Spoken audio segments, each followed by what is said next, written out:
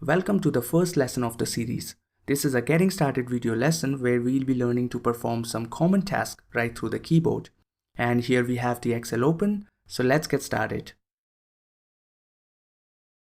Now the first thing that I'm going to do here is open a new blank workbook. And for that, I can press and hold down the Control key and at the same time press N. We now have a new Excel workbook open, so we can just go ahead and start typing. I'll begin with typing the headings, serial number, then go to the next column.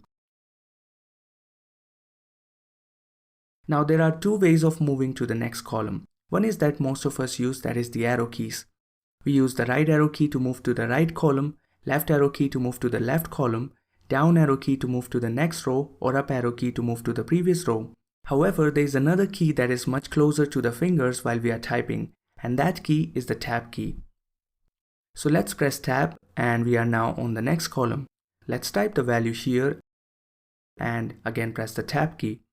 Want to go back? You can press and hold down the Shift key and press Tab key. And that's all. Again come back using the Tab key and let's type the value here. Likewise, once we are done and want to go to the next line of the first column, we can either use the arrow keys, that is down arrow key and then left arrow key, or we can simply press the Enter key. And we are now on the next row of the first column where we had started. So now you know two ways, that is the arrow keys or Tab and Enter keys. You can try and find out which one is easier and more useful for you. Personally, I find the Tab and Enter keys much more convenient and quicker. Now let's say I made an error. The name was supposed to be Johnny and not John, and I need to correct it. So I come here on the cell, and if I start typing, then it will clear the previous value, but I don't want that. I just want to add Y to the existing value. Let me first undo all the changes, that is go one step back by pressing and holding down the Control key and pressing Z. And now I can simply press the F2 key and it opens the editor, and I can simply press Y here, which clearly gets added to the previous value. Let's try one more time. I come here and try to make changes here in customer name. I press F2 and using the left arrow key move towards R of the customer and add apostrophe S. I press Enter once done. Let me show you another practical use of it. Let's say you are typing a value customer name and you forgot a space here, and in order to add it you want to go few letters back. So here also you can press the F2 key while typing and use left arrow key to go back.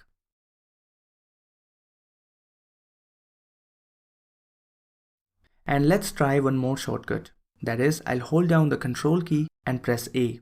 Now this one selects the entire active region with values. If I press once again, it selects the entire sheet. I can then press Delete key to erase all the data. And I would like to open another workbook that I've created. And for that, I can press and hold down the Control key and at the same time press the letter O. We get a dialog box to select file from directory, and just to tell you that I'm using Excel version 2016, so it might be different in your system if you are using another version of Excel. But the important thing that remains the same is that you can use Tab or arrow keys to move between different sections like we have here. If I press Tab key, it selects different sections, and up and down arrow keys select the submenu items. I press the up and down arrow keys here on the file menu pane, which is currently selected. Now if I press the Tab key, then the middle section is selected. I can then press the up and down arrow keys to select the submenu items. Now I press Tab key once again and then I'm on recent files. If I want to go back to previous menu, we can press and hold down the Shift key and then press Tab key. I press the Tab key once again to go back to recent files list and select the file from the list again using up and down arrow keys, and then press Enter to open that file. Like I've selected this employee table 2, so I press Enter and here we have the file open. The reason why I have opened this workbook is that I need to make two changes here. First, the designation analyst on the cell A2 is an old designation in the company and has now changed to business analyst. Second, I need to add two more employees' details. To replace the old designation with the new one, we'll use the Find and Replace option. But before that, I'll show you the Find option. We have the shortcut for that, and that is press and hold down the Control key and press F. Here we have to type what we are looking for, so I type analyst, And after that, I have options like find all or find next value. And to choose them, I can again use tab key, and once selected, press enter. Well, there's another simpler way. If you notice, one letter or alphabet of each option is underlined. Like for the find all option, I is underlined, and for the find next, F is underlined. If I press and hold down the Alt key and press that letter, Excel triggers that option. So if I press Alt and F, then it selects the find next option. You can then press the escape key to exit the dialog box. I'll now open find and replace option by pressing and holding down the control key and pressing H. And we have now the find and replace dialog box. And based on history with the find option, Excel has suggested analyst here, and I now have to enter the value to replace.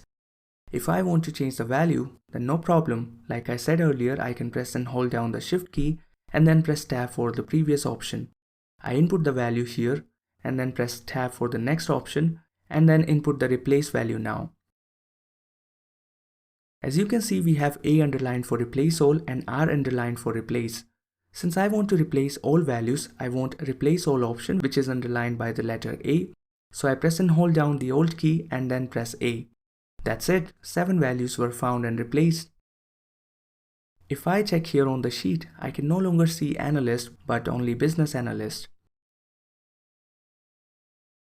Now for the second task, I need to get to the last row to add 2 more employees. If we hold down the control key and then use the arrow keys, then we get to the edges of the table. Like I'm here on the cell A1, and if I press and hold down the control key and use right arrow key, then I get to the last column. Control and left arrow key on the other hand takes me to the first column. If I add shift also, that is I hold down the control and shift key together and then press the right arrow key, then it not only takes me to the last column, but it also selects all the cell till there.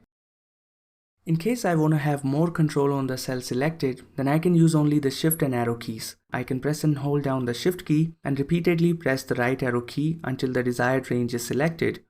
It's possible vertically as well. I am on cell A1 and I hold down the control key and press down the arrow key and I get to the last row. And shear control and up arrow key takes me to the first row, whereas control shift and down arrow selects all the cells of this column. On the other hand, holding down only shift key and repeatedly pressing down arrow key selects the cells I want. Let's now come down to the last row by holding down the control key and pressing down arrow key and then enter to get to the next column and start adding the details. Let's start with the serial number, which should be 30, and then press tab for the next column. Name, let's say Eric. Then press tab once again. Well, the designation of Eric is same as that of Andrew on upper cell, which is legal advisor. So basically I need to duplicate the upper cell value instead of typing it once again. So in this case, I can simply press and hold down the control key and press D, and I have the upper cell value copied here in this cell. If the upper cell had formula, this shortcut would have copied that too. So it's very useful when we want to duplicate the value of the upper cell. Let's now press tab again and again use Ctrl and D shortcut to copy the salary and then move to the next column where I need to input today's date as the new employees have joined today. We again have a shortcut here to add today's date automatically, and that's by pressing and holding down the control key and pressing semicolon. And there we go. Let's now quickly add the next employee details. I press enter to get to the next row first column, input serial number, then next column, then this time let's input name as Elizabeth, then next column. Well, this time the designation of the person isn't the same as the upper cell value, it's rather business analyst. So as soon as I type BU, and you would see Excel has given a suggestion based on the data on this sheet, which is exactly what we need to input. So in order to select this suggestion, I can press tab key and the entire suggestion will be the cell value. And clearly I only had to type 2 letters BU and I had the entire cell value automatically entered. For salary, let's input 8,000, press tab and then Ctrl and semicolon shortcut for today's date. Now let's say I want to copy this table data that I've created and paste it somewhere else, maybe in the center. For that, I first select this table by pressing and holding down the Control key and pressing A, and then copy by pressing and holding down the Control key and pressing C, and then using the arrow keys, select the cell where I want to paste and then press and hold down the Control key and press V for paste. So this way we have copied and pasted the cell values. Again, one of the common tasks that we have to do regularly that this lesson is all about. Well, we have another option, that is cut and paste. So first I go one step back by pressing and holding down the control key and pressing Z. If I did it by mistake, I can cancel the last undo by pressing and holding down the control key and pressing Y for redo. Let me press Ctrl and Z once again. And then again I select the region, but this time not gonna use Ctrl and C combination, but rather gonna use Ctrl and X combination for cut and select the destination cell and then use Ctrl and V shortcut. We now have the complete data shifted right in the middle. I press Ctrl and Z to go one step back again and press Escape to deactivate the cut area. Now let's just clear one entire row and then use the Ctrl and A shortcut. This time it selects only the portion till the blank row, as Excel now considers data to be two different blocks.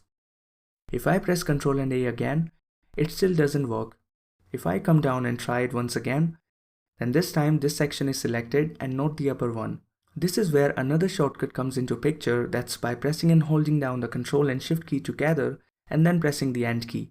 So you see, this shortcut always selects the entire data even when there are blank rows or columns in between. Let me show you another example. Here we have three tables. If I use Ctrl and A shortcut, then it selects this table. Pressing outside the table selects entire sheet. Alternatively, if I use Ctrl Shift and End, the entire data is selected. So that's one important difference. Another difference is that Ctrl and A shortcut selects from the beginning no matter where we are. Let me go to a cell in between and press and hold down the Control key and press A. I now have the table selected from the first cell. I can try this from any cell and the selection will always start from the beginning. Ctrl Shift and End shortcut on the contrary selects from the current cell to the last cell.